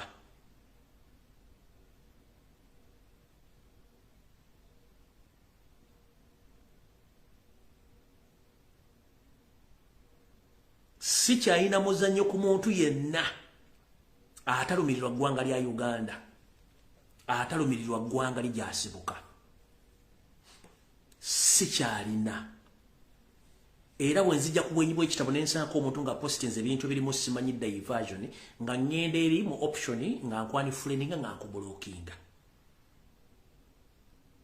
Nabagambye nakyusizza endowooza yange. Wenkusangira ng'osharinga ebintu bitakwatagana ku ggwanga, I unfriend you era I block you. Ku Facebook, ku Twitter, ku YouTube, ku TikTok kyenkola. Kubanga mwe temumanyi. Kambazanyira akatambi k'omusajja ono nabagamba dda abasajja bano tubamanyiko information nga mulooza tusaaga. Tamanyi nsibuko ye, tamanyi na buli kimu. Mugenda kabazanyira mu kawulye bulungi nnyo. Kubanga ne ku video mutasobola kufuna na gafe tufuna video zino mpola mpola. Ono yeeyita Salimu Sale naye mu myaka egyo yali ku Radio Uganda nga bamubuuza ebibuuzo. Ebibuuzo bye yadda mugenda biwulira. Njagala tukakwata empola. Mulyoke mutegeerete bano abasajja balina ensonga lwaki batutta kubanga si baawo. Bakozesa abantu abalina amanya g'Ekiganda okusaanyawo Abaganda. Yensonga lwaki Mayiga avayo n'atandika okukajjira kati yafunye omuze ogw'okwetega mu mawulire nga ajja buli aleta abantu bakamera mubuuza ebibuuzo n'adda bibuuza n'addayo okujereegerera. Mukulu twali tulabe tuli wa kitalo nga bw'olowooza twali tulabe banene emirembe engalo. Gwe bw'otuula n'okajjira wenna n'osuula amagulu olinganga ekikere ekyota omusana ku makya. Mukulu tukulaba. Akatambi kano kankabazannyire. Mugenda kawulya bulungi nnyo. Mulyoke mutegere nti ekikutta obudde kirina obbuta. Mukawulye bulungi nnyo. Ono mukulu gwe bayita Salimu Sale mukagenda mu Luzungu ngenda kavunda mu Luganda. Mukawulye bulungi nnyo. Will center on the just released the parliamentary report on privatization, corruption in the country, the role of the military in politics, and any other fields in which Major General Salim Saleh has been active. Listeners are advised to ring telephone numbers 348-196 or 257-254. We shall receive questions after about 15 minutes. I am your presenter Samuel Mpimbaza Shaka, together with my co-presenter Samuel Mwanguzi. Major General Salim Saleh, welcome to the studios tonight. And I think we should start with the basics. First of all, what are your real names? Yeah, my real names are Kareb Akandwana. Where does Salim Saleh come into the picture? This was the nickname I got during the fight against Idi Amin. That is way back in 19... Bamubuuza akatambi kano kali wakati wa 1999 ku 2000. akatambi kano kali wakati wa 1999 ku 2000 neti nga tuyigira B bamubuuza amannya go amatufu gwani yagamba amanya ge ye Kalebu akandwa naho ne bamugamba ate lya Salimu Sale walijjawa n'abagamba lya Salimu Sale yalifuna nga batandika okulwanisa omugenzi Idi Amin Dada ne mumanyi nga Salimu Sale tugenda maaso mpola mpola omanyinze nabagamba tubaleetera obujulizi ne mulaba mulyoke mutegera kyabana bakola constitution 1994 nga beba era bwensanga kina Uganda kyonna nga kisirika ebinyo kiri ku social media ng'alinga agalowooza nti bano baganda be si kyalina budde bwe mutugenda mpola muwulire bulungi nnyo from 1976 to 1979. Major General Salim Saleh, where were you born and when? Ulira. They say I was born in Ntungamo on the 14th of January 1960. 1960, you must be about... Bamubuuziza Major Salim Saleh bakuzaala ludda wa yaddamu. They say I was born in Ntungamo. Bagamba bani yetamanyi bagamba they say I was born in Ntungamo. Kanka badire mulungi njera tugende mpola mpola. Ono mutowani mutowa Yose ono musajja musumali bamuzalira ku coast ye Tanzania. Neyage they say omuntu baganti bagamba kitegeeza tamanyi insibuko ye be bantu abatuletedde abasumali abatuletedde aba Ethiopia abajuze eggwanga balina buli kimu kati wulira nnyo bulungi nnyo kanka badire bulungi nnyo wano wulira. Yeah, my real name is Caleb Akandwa now. Where does Salim Saleh come into the picture? This was the nickname I got during the fight against Idi Amin. That is way back in 19 when? From 1976 to 1979. Major General Salim Saleh, where were you born and when? They say I was born in Ntungamo on the 14th of January 1960. 1960, you must be about 38 years old. Some 4 or 5 years older than I am. Major General Salim Saleh, I want you to give us a rundown on your brief. After being born in Ntungamo, which school did you go to and when did you join the army? Well, I started schooling, I think, in Nshwere. This is near Wachitora. And then Rushere Primary, and then Mbarara Junior, then Kako Primary, and then Kako Secondary. Kako Secondary School, this is which year? I think it was 1976, I think. And of course you never completed your O-level as what has been going on. No, I didn't. I stopped in S1. Then what happened? Then I went. Bambuziza wasomera luddawa. Nasoka nasula amaaso era nga mukulu bwako nasula amaaso bwate natandika okusoma basomero. Namugamba tulina records wano nga tubamalako senior 4 nagamba navamu nga ndi mu senior 1.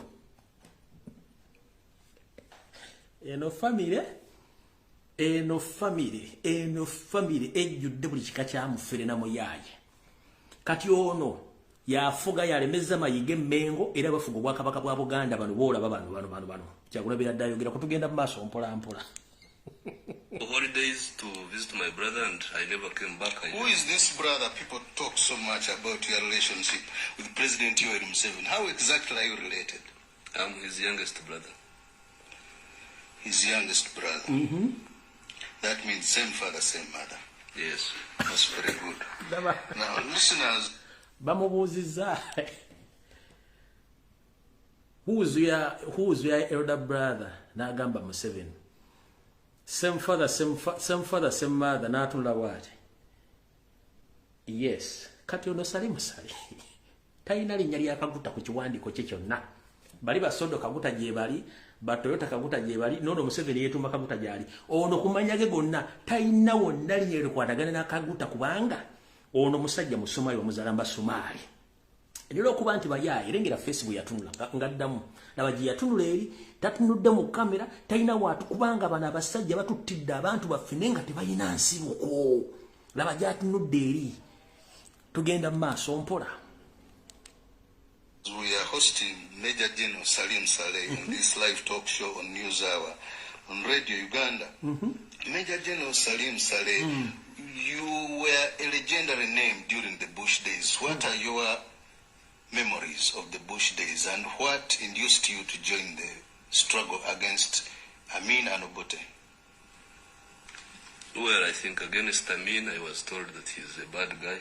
He. And at that time, I was too young to understand the difference. At that time, Omubudobo, he was told, yagambibwa nti Idi Amin dada musajja mubi nnyo. Yagambibwa nga ye talina proof nti Amin mubi. Yagambibwa ani yamugamba. Tugenda maaso mpola mpola.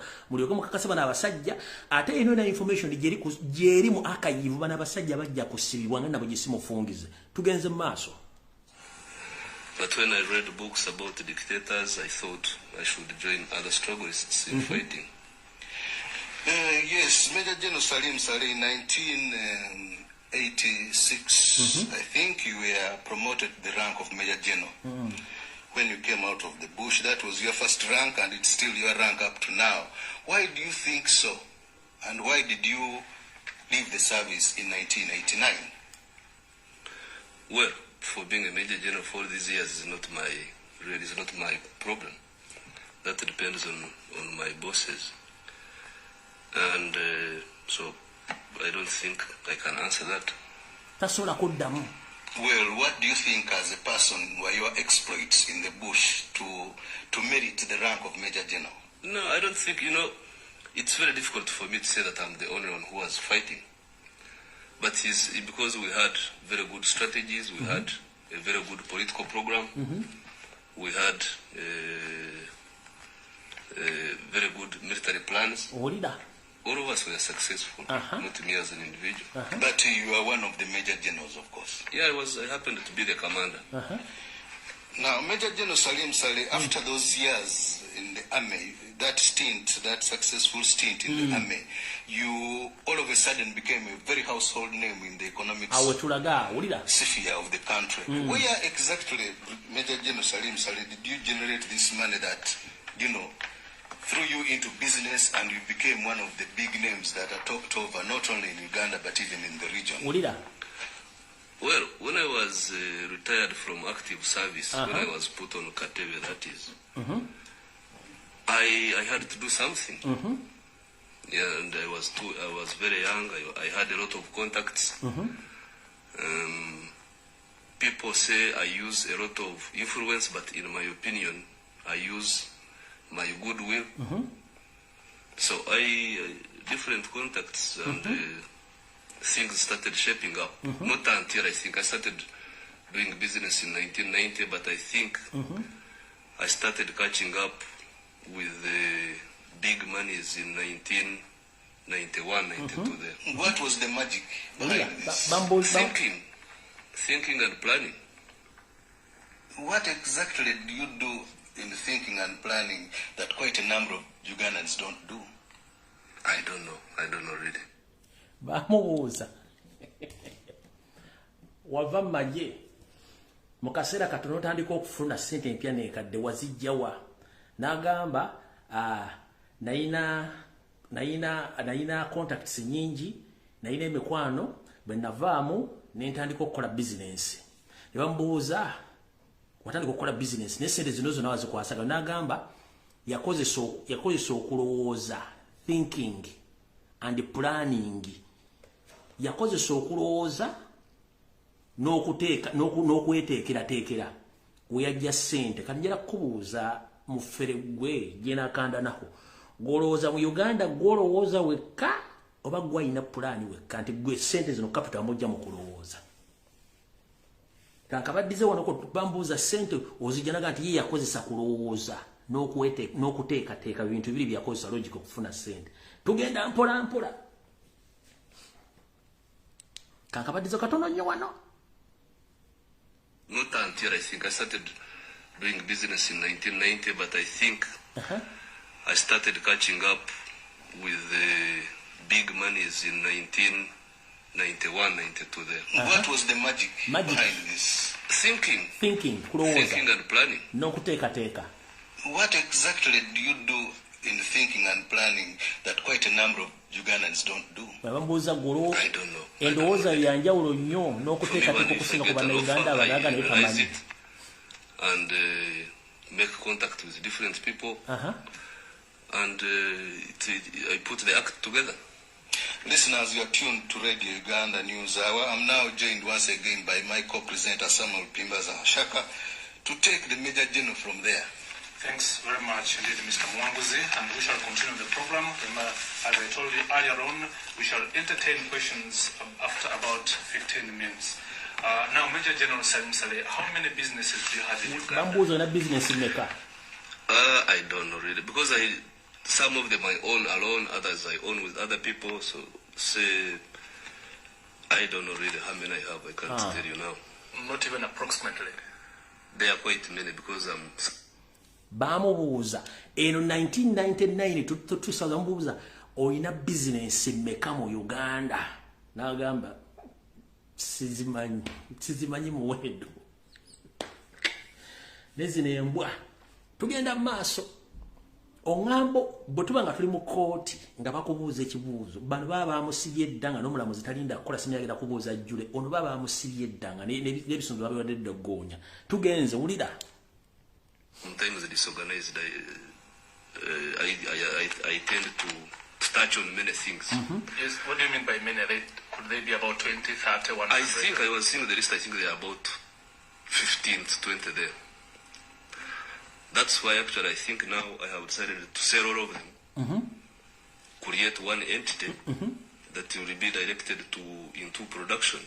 What is this entity you want to create? It's an organization. Called Divinity Union Limited, and if I will be able to sell these things, I'll put all this money into this organization and manage a single entity instead of the 20, 30 units, which are sometimes not profitable. How many businesses do you have outside the country? None, except shares on the Vancouver Stock Exchange. And what is that? These are... Bamubuuza oyina business mmeka ebweru w'eggwanga n'agamba nani okujjako ayina shares mu Vancouver Stock Exchange. Vancouver Stock Exchange kati jukira entwogera ku 1999 ku 2000 bakutte ssente z'eggwanga ne batandise zikola bino eby'ekisiru.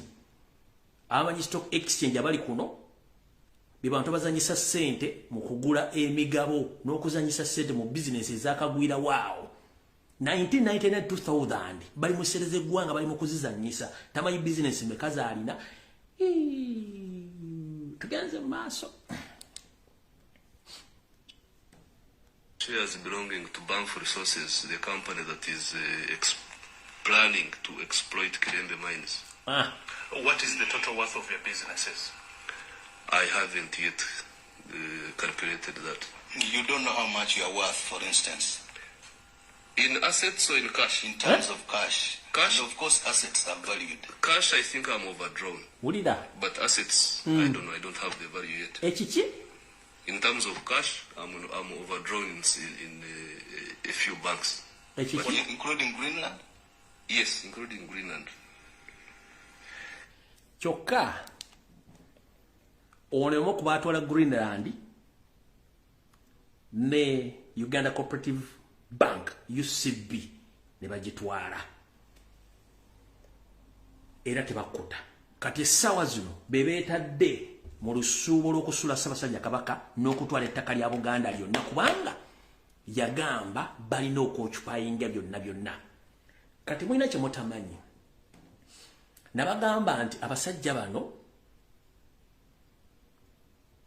buli kintu kyonna ekya Buganda nga wassanye bamukwasa ebyapa ku kifaananyi kino kansubire nti saakijjaamu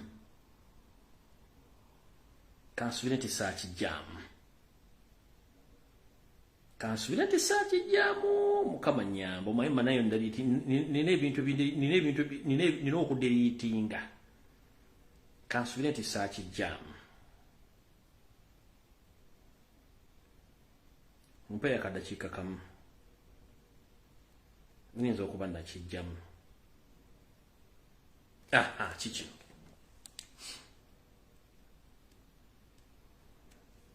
bino byonna ng'ebaali mukwasa byonna ebyapa ebyo byonna ng'ebaali mukwasa awo mukubimukwasa kiringa emmotoka wona ogiteekamu zino emmotoka za mani n'ogiteekamu neutral n'oteekamu reverse ne drive ono bwe bamukwasa ebyapa olwajjako kamera baatandika kuddayo okutunda buli kimu na kimu nga bakiguza mu 7 ne Sale Musale ne Janet byonna ebyapa byonna ne badde ne babitundayo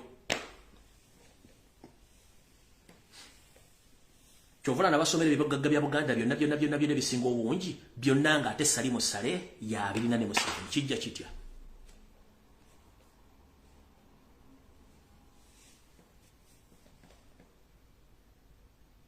kati ettaka lye Nakaseke Luweero Kapeeka bonna batuuze babajjako dda ebiwandiiko ebikwata ku ttaka lyabwe n'ennambaazi obunene bw'ettaka bwe balina era nayagala dditwala ali mu Northern Uganda akuŋŋaanya ettaka lyayo nayagala dditwala ennyanja Victoria yonna baagitwala amataka gonna ag'enkizo aga Buganda baagatwala kati mubadde temuna kye mutamanyi mubadde mukimanyi nti n'amasiro g'Abassekabaka Kasubi gennyini ago nago ettaka erisinga obungi lyatundibwa lwakuba bakyatya okulitwala nga bagagulamu shares nga nono omwami Kwali Lwakana Lugunda ono kennyini amaama Mbabazi amasiro g'Abassekabaka Kasubi olubiri olwafu lw'Emmengo Bulange wano bw'obulanga olubiri lw'Emmengo luno bana basajja bennyini baalutwala dda batya buti kulumenya kubanga tukyabataddeko envumbo n'okubateekako pressure amatako okuli ag'amasaza kati Kirangi bageyo bagimaze Kyaddondo yo bagitwala bagenze Mityana mwategere bagizimbye era nabategeezezza n'oyo muvubuka ali mu kwekyanga ng'afukaana n'abo yo chairman we Mityana LC5 mu Nyalonda Bakabaka Mugisha y'omu ku baasayininga ettaka lya Buganda ne baliwaayo y'ensonga lwaki akolagana ne Mayiga essaawa zali mu kwebuzaabuza ng'afukaana aba ng'ate tukimanyi bulungi nnyo Mugisha Omunyalonda wa Kabaka ali Mityana nkumanyi oli Muhoozi Project 1 okolera Mpuuga okolera Mayiga y'ensonga lwaki mwawayo ettaka ly'essaza ly'e Mityana bazimbeko amalwaliro nenga amalwaliro ga Janet ng'ayita mu Mutaasa Kafeero ekyo nkimanyi bulungi bwe nakwogeddeko nti gwomu ku bantu abazoganya plani ez'Obwakabaka n'okuzoganya omukulu Honorable Zaake Butebi wagambye ti Lumbuye waliwo bamusasula okujja okunnwanyisa mukulu Munyalonda Kabaka Mugisha Patrick jala soka kubuuza gowaddira mbegere bamuyita Luzige nakuba Luzige ne mu exposinga bannamityana ne bamujjamu obwesige ne bakuwa entebe eyo oyagala kuŋŋamba Mugisha Patrick chairman wa Mityana district wamala kunsasula okukuba Luzige nkubuuza wamala kunsasula okukuba Luzige anti ogenda nti bansasudde nti nkulwanyisa sikulwanyisa one oli against Buganda webuzabuza ng'afukaana aba ng'oli mu system ya Muhoozi Project oli mu system ya Mayiga esaanyawo Buganda gwe chairman wa district wadde okuteekawo protest mu kutwala ettaka lya Buganda ery'essaza ly'e Mityana wagaana kubanga mwalya ssente ntegeezeddwako nti olwedde miliyoni 10 zayingidde dde Mityana zitandise okuzoganya obukulembeze nga batandikira kwani ku Honorable Zaake famire ye n'abasajja ba Kabaka bonna bakyakirimu empekemera mukulu Mugisha Patrick na kuba Luzige eyali practical than you Luzige yali akola n'okusinga gwe temwagala boogerako bannabyabufuzi abayaayi ebintu byommanyi bingi lwakuba nti mbadde nkusiriikiridde nze mbinzalo y'Emityana tujja kukukuta mulidde mu Buganda olukwe nga mukozesema Mayiga okusaanyawo Buganda njagala oveewo wakane nti kanso yo nga mwali otudde simwe mwayisa resolution eyawaayo ettaka lya Buganda eri embuga ya Buganda eri Busimbi Ntisigo mwali waayo ne muliwa mwasoka diguza Kiyimba Freeman mukwano gwa Mayiga bwe malo bakuba Kiyimba Freeman ne kimulemerera n'ali kali transferinga emyaka 10 n'ali kwasa musajja mukuru Mutasa Kafero kulwa Janet Museveni era kati muli mu kuzimba malwalyo ekyo bali tukimanyi ntegezeddwa konti milioni 10 zayingidde Masaka Emitiyana muli mu kweteekateeka kukuba zaake musule wansi kubanga ye stronghold elemeseze bintu byonna mu bintu by'Emitiyana obutavaawo buli kimu kirina n'essaagala kuswaza agenda mpola wabadde ku mukolo ogumu n'oyogera ebigambo bino njagala abantu bawulire ebigambo bino ate genda mpola kubanga nina bingi byemmanyi ku ggwe era njagala ogenda empola bw'obanga ogenda kulwanyisa nkyukakyuka nga weyita nti luwa national platform muganda agenda mpola bino ebigambo byogedde obadde ku mukolo kubena kuzino tova ku mikolo linga soda wayogedde bwot Kubira bituufu gera kwesiba omubaka wa parliament owandikyala mu standi musikirize mbabule lwaki nzija waliwo ebintu bibiri omubaka wa parliament abamubaka wa parliament ayawukana n'omukunzi w'ekibiina omubaka wa parliament agenda mu parliament n'ayanja ensonga parliament siringi bakulayo bikonde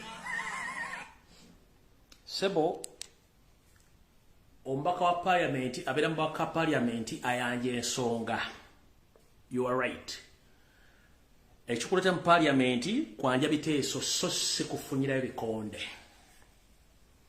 automatically ogamba zaake yali alwana okulaba nga parliament bagifuula ttogero abakuwadde ssente kuliko Mayiga kuliko Mpuuga n'akabinja kamwe oyagala kwesimba Omutyana si bwe kiri wali zaake si bwe kiri kati mukulu njala kubuuza banzala Mityana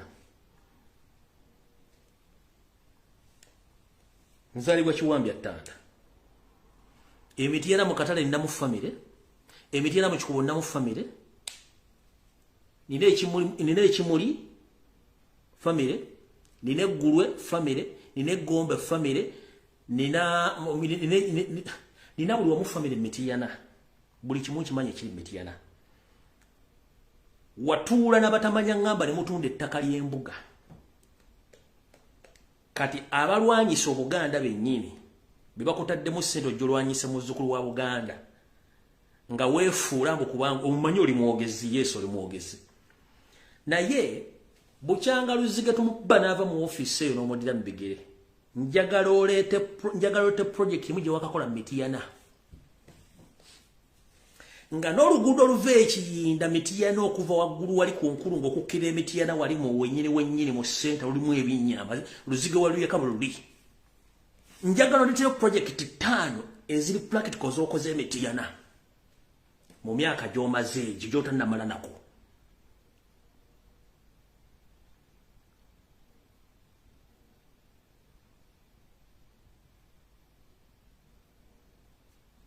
mukulu bwe bakutenda okudduka toyitawo osula oba opangisa omeza amalanga obudde buki information ina nyingi nnyo ku ggwe n'essaagala kutuuka enjegadde kulabulabulabuzi akabinja ka promoting okuteekamu ssente kabinja kalwanyisa Buganda nze kasita olumba Kyagulanyi n'olumba Bwakabaka bwa Buganda mba ngenda kuyisaamu eggaali by all means kati gwe oyinza okulowooza nti ojja kuba mu ba parliament nze ngamba oyinza obutasu era gwoba oli mugezi political career yeegenze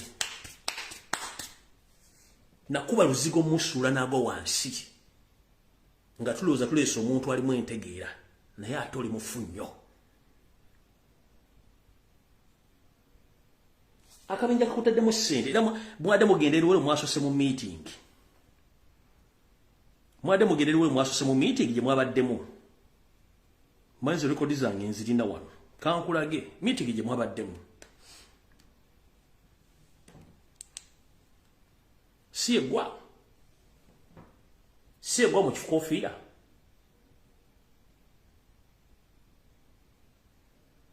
meeting gye babaddemu bisomera abantu yegwa omugisha mwade mu meeting ono Hildaman n'Empuuga nga bukwali mwade mu meeting gye mwasoseemu nga temunagenda Luweero bimwateeseza information egiyo era bino njagala president abiwulire n'abasajja ba Kabaka bali ku trail.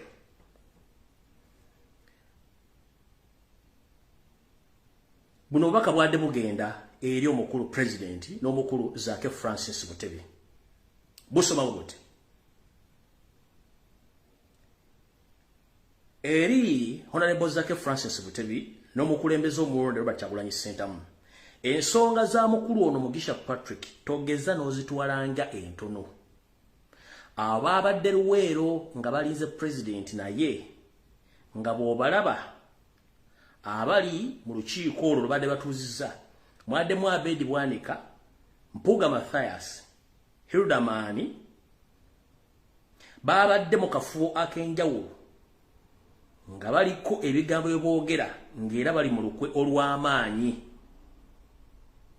nga bateesa ku presidenti Wayuswa Mufumbiro, Joel Ssenyonyi n'abalala ng'abalabe baabwe nga ne presidenti kennyini kwali. Ne baŋŋamba abantu bentegeezezza mubeere beegendereza ebirala bijja bingi nnyo naye mwenyweze kubanga abantu bano balabe bankyukakyuka era balabe baabo abatunuzza omudumu eri Yoseeri ne famire ye. Ate nga tukimanyi bulungi nnyo abasajja badde mu meeting eno be bamu ku nkwezenge zitayagala Kyagulanyi ate nga enkunga bazituuza kiro na misana. Kitegedde bulungi kati yogera mpola Mugisha buli kimu nkirina. Ate njala kujjukiza nze 6 kibenga sinna kikene yanduso. Mugisha toli mutuuze wa Mityana mugundiivu bwe ngamba omuvubuka omugundiivu omutuuze omugundiivu era simanyi amateeka g'ebyokulonda gajja kukyuka nga gavumenti emaze okukyuka. Kye bayita omutuuze omugundiivu batoyinayo basimattoyi badde emizigo egiwera ebiri mu osula toteekeddwa kwesimba mu kitundu ekyo. Mugisha oli mutuuze omugundiivu owa Mityana.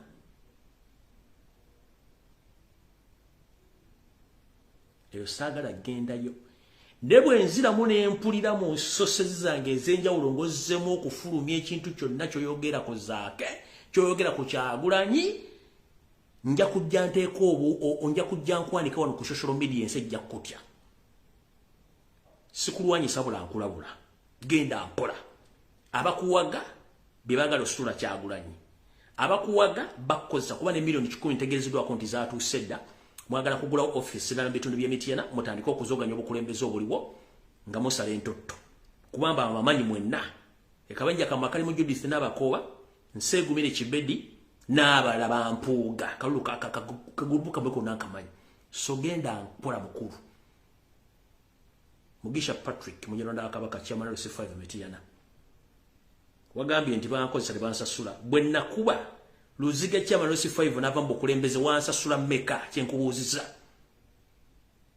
Toddanga mu kwogera bigambo by'otamanyi nze nkola ekigambo eki lumba Kyagulanyi lumba Obwakabaka nja kukulagirako bwereere ebisigadde saala kumanya.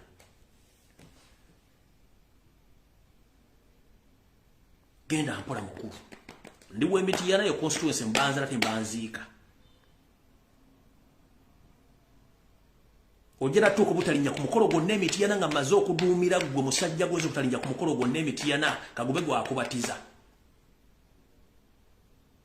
Ati muzo social media tena influence. Osobola butaddamu kulinya ku mukolo gonna kagube gwa akubatiza Mityana.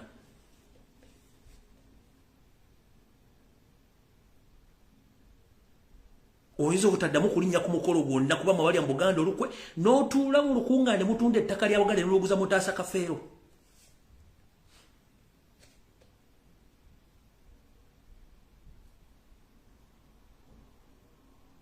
Luziga gwe twakuba nti musula nga tyasula kutunda ttaka eryo eyali wa NRM.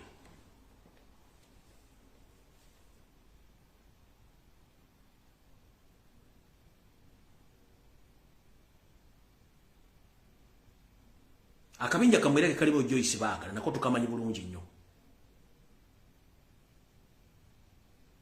Nkubuuzizza luziga wa NRM gwe nakuba wansasula oleko oyingire mu office eyo nedda.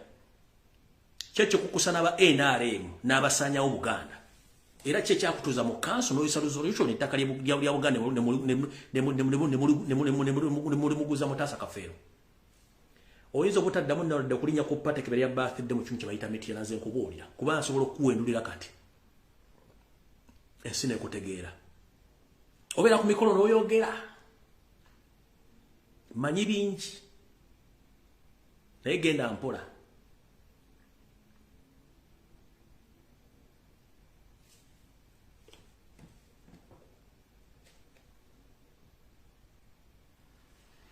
Nga nfundikira abantu be South Africa mwenna kano kamwe njira bategeeza abantu be South Africa mwenna baganda bafa bali South Africa mwagenda kunoonya nsimbi obutego bungi obuli South Africa nentegezeddwako nti Muhoozi project eteekateeka okukola program nga yeefulambu egenda waliwo kye bagenda okukola okugatta bannayuganda abaliyo naye nga si kituufu.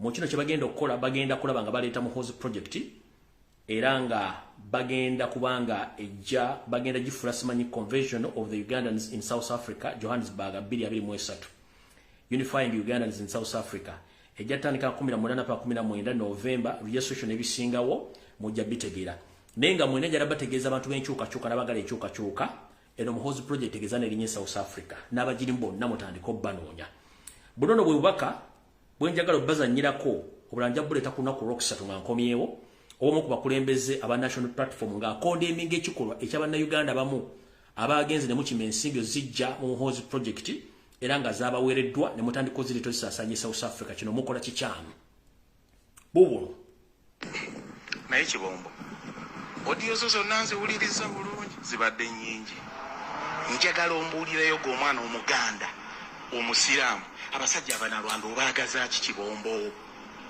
abasajja abanalwanda abo Kigombo kyabaagaza ki wallahi abasajja bagenda kutwalako buli kyoyina bwe banaaba tebakitutte bajja kutta kubanga babikoze abakusinga babikoze bawava munno babikoze ba BMK olwaleero ebintu bya BMK biri mujje mu West Kibombo goloza gwe who are you gwe sigwe Mutebire sigwe Otafiire gwe Moses Kibombo we Masaka they will never love you naye oli ku ggwanga okulembera banno nobanga gokulembera abantu facilitating regimu eri mu kutirimbula abantu ese ba Haji BMK ba Sheikh Muzata ngolaba oli musiraamu osaala ba Sheikh Muzata babasengo balaba kasire gwanga babasengo balaba basi omwana wa Katumba ngolaba ezozo na vita Kibomba basajja obagazaaki fete tuliwo wano kubeera mbukulembeze kukumira bannaffe ku ggwanga fete tuliwo kubeera mbukulembeze kukulembera bannaffe tubagambe nti eri gye tuva it is one of the most beautiful countries on the planet mujja tulwane tudde tulwanire ensi yaffe kubanga abagitwalako tubamanyi n'amannya nekakiriki tukamanyi mujja tugende tulwane that should be our role as leaders in the diaspora naye Kibombo oli mukunga abantu kubanga it is all about you we need to be honest tulina okuba n'amazima Kibombo tya Allah ddala Kibombo jagala ombuulire gw'omwana omuganda obeera otya ng'okulembera gurupu y'abantu gy'omanyi ey'abanalwanda mu 7 and group etirimbudde abantu bamalawo gw'obeera otya nga kyopromotinga mu diaspora abaana b'Abaganda obalaba bali mu multishop batunda ddagala Ganda abaana b'Abaganda naawe b'omanyi b'osanga ba Mukasa baabano abaana b'Abaganda bali mu kuvuga bupiki buli lunaku accident zitta abaana abo kyokka oyagala bakolera convention egenda bakuumira ku ggwanga what makes you think nti our people should die on a foreign land as slaves why what makes you think that way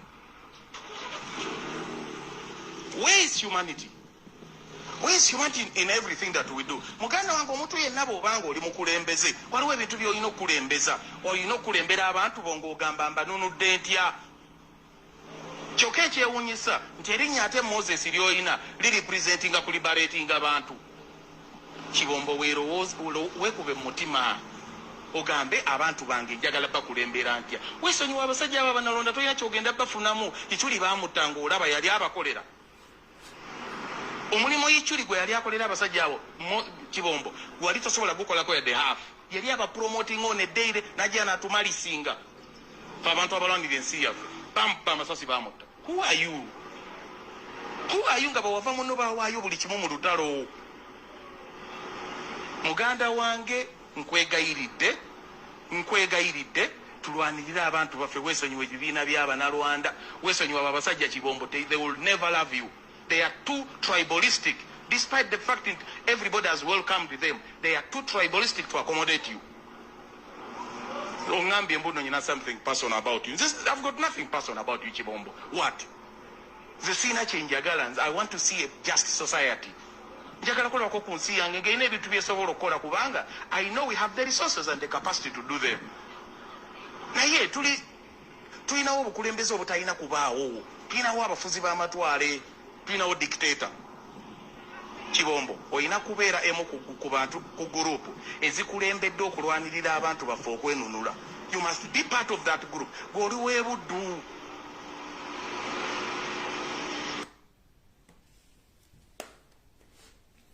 Awo sigenda kusookawo video wedde. Obubaka buno njala bugende nga nfundikira. Wennanga omanyi nti oli munyolo oligino. Wewala okukolagana n'abasajja batamanya ngamba bagwira mu ggwanga Uganda. Bw'omanyi nti oli munyankole nakabala oligino, weewale weesammule abasajja abo abaaka bano. Bw'omanyi nti oli musajja mukonjo oligino, weewale abasajja abaaka bano. Weewale group ya Museveni. Bw'omanyi nti oli mutoolo oligino, weewale group ya Museveni bajja kutusaanyaawo. Bw'omanyi nti oli munyakitale oligino, weewala abasajja ba Museveni, mwebala abasajja banyana bajja tusaanyaawo. Over mu Northern Uganda, please avoid Museveni's family and his mafia group. These are not Ugandans. They just came to occupy our country, to cleanse and to kill the indigenous Ugandans so that they can occupy our land. They have no originality. Please, my brothers and sisters from another part of Uganda, please wake up before it's too late. On the daily basis, there are so many friends of yours, your relatives, brothers and sisters, they are killed on a daily basis by Museveni's group because they want to take over the land of your grannies over there in another part of Uganda. People from the east, the Bagisu, the Basamia, the Basoga, please be assertive and be very careful. Distance yourself from Museveni's groups. They are good at bribing, intimidating, kidnapping and torture because that is their nature of living. They scare to be exposed. Their main mission is to occupy our nation, not to lead us. Because they have been in power almost for 37 years, but they have failed our nation. They have explored our nation. We've gained nothing. We've ended up leaving our country, going looking for green pastures in other countries, where we are facing a lot of criticism and racism. We have a beautiful nation, rich in minerals, with great people. But we're here in the diaspora suffering because we are led by foreigners. We can't get peace in our country when we are led by foreigners. So we must come together. We chase away foreigners in our country. These people, they don't have originality. That's why the only solution they have is to kill whoever comes out to speak. Either they bribe you or they kill you from there and then. If they fail that, then they take you to torture chambers where they torture.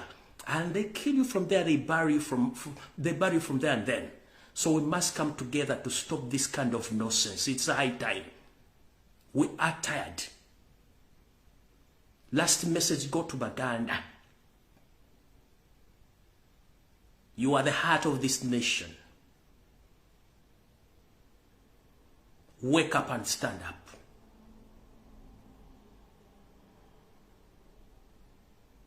Stop pretending. And don't be used by the foreigners. Our grandees fought for that nation where we belong. But we've been forced out of it because we have been discriminated. So please wake up before it's too late. Uganda is our country and Uganda belongs to us. Don't be scared. Speak your mind. It is our constitutional right. For God and my country. Stay blessed. Mukama bankomire. Tusenkale ku Lwokusatu.